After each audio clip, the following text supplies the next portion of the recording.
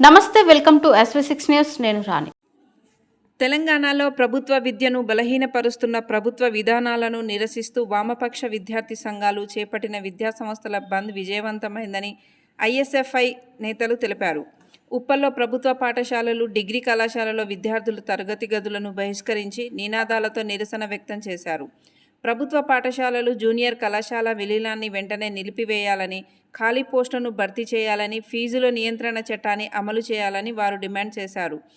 అలాగే fee reimbursement, scholarship బకాయిల కోసం 10,000 కోట్ల నిధులను విడుదల చేయాలని, RTE చట్టాన్ని పూర్తి స్థాయిలో అమలు చేసి ప్రభుత్వ విద్యా సంస్థలకు అన్ని మౌలిక సదుపాయాలు కల్పించాలని ప్రభుత్వాన్ని కోరారు.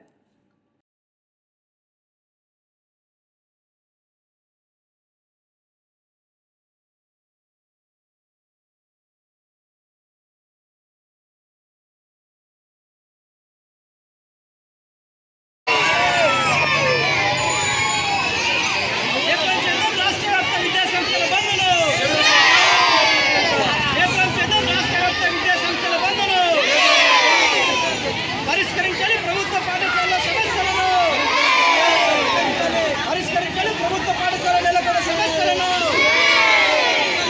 ఇవ్వాలి విద్యార్థులందరికీ యూనిఫామ్స్లు,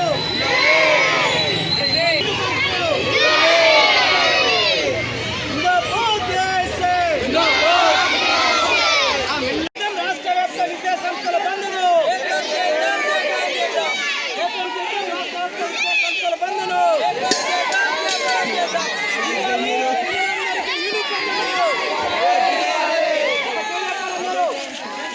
పూర్తిగా పాఠ్య